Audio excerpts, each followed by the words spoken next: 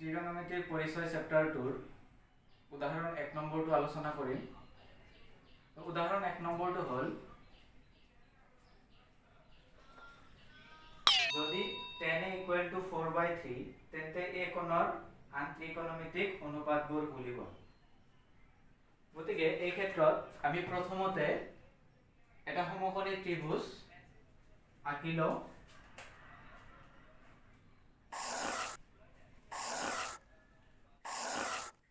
গতিকে এইটো a কোণ আৰু এইটো দিলো b কোণ আৰু এইটো হ'ল c কোণ। গতিকে আমি প্ৰথমতে a b c এটা সমকোণী ত্ৰিভুজ অংকন কৰিলো। তেও প্ৰথম কামটো কি কৰিলো, প্ৰথমতে সমকোণী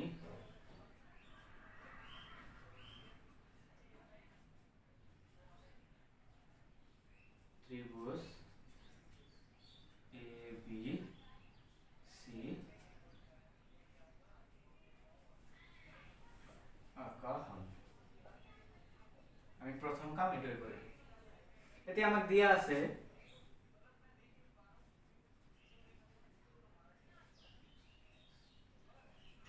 আছে কোশ্চেনত দিয়া আছিলে tan a = 4/3।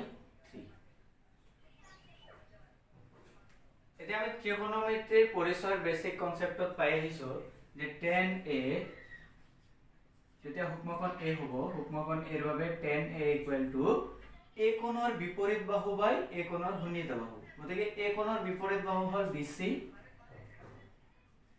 BC by a কোণৰ সন্নিহিত বাহু হ'ল AB। গতিকে আমি লিখিব পাৰো ইয়াত BC বাই AC। ইয়াৰ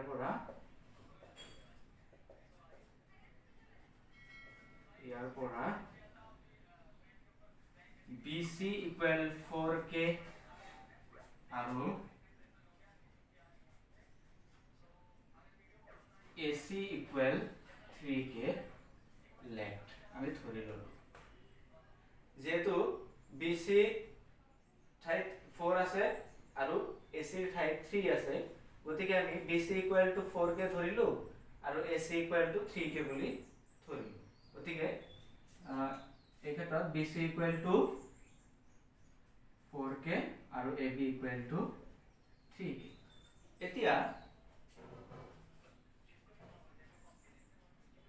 এই সমকোণী ত্ৰিভুজ ABC যেতিয়া আমি বাকি কেইটা ত্ৰিকোণমিতিক অনুপাত উলিয়াম, যেতিয়া আমি sin লও তেতিয়া হলে sin আহিলে বিপৰীত বাহু বাই অতিভুজ আহে আৰু cos ললে সন্নিহিত বাহু বাই অতিভুজ আহে। গতিকে আমাৰ অতিভুজৰ মানটো লাগিব। গতিকে আমি প্ৰথমতে এই অতিভুজটোৰ মানটো উলিয়াই লওঁ। সমকোণী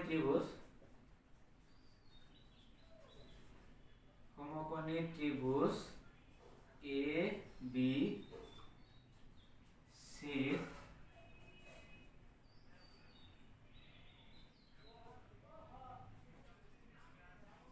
পাইথাগোৰাছৰ সূত্ৰ প্ৰয়োগ কৰি পাওঁ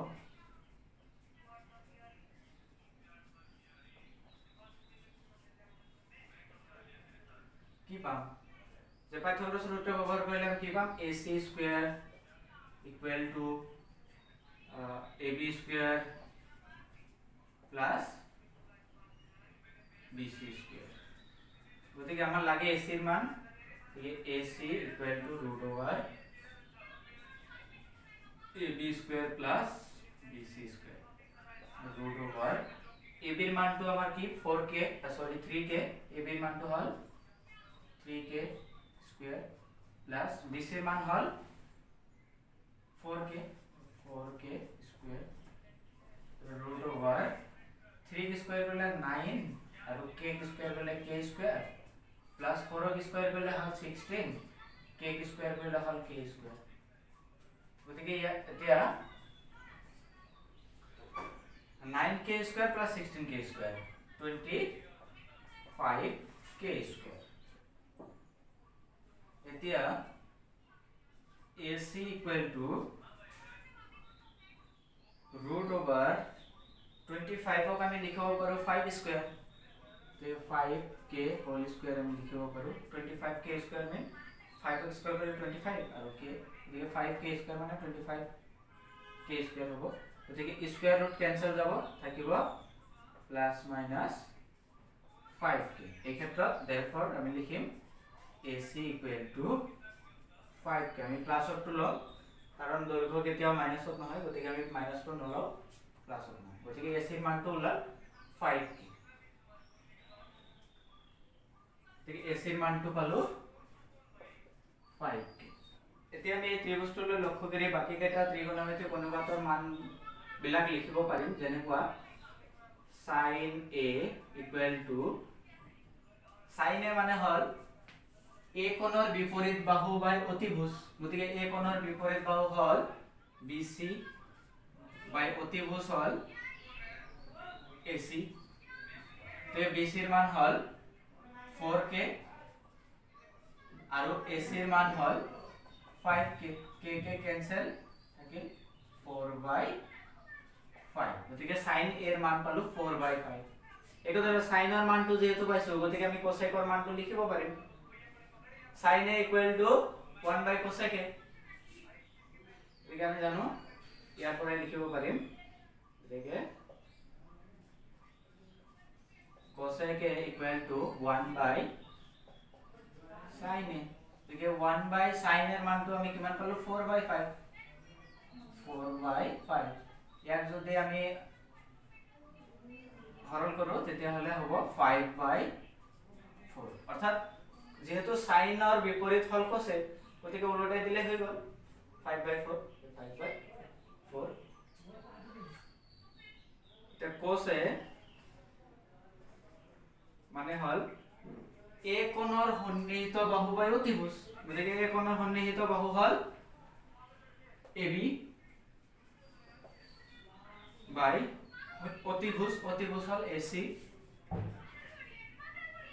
গতিকে A কোণৰ সন্নিহিত বাহু AB ৰ মানটো হল 3k বাই অতিভুজ হল 5k k ক্যান্সেল থাকে 3/5 অর্থাৎ cos এর মানটো পালো 3/5 এটাকে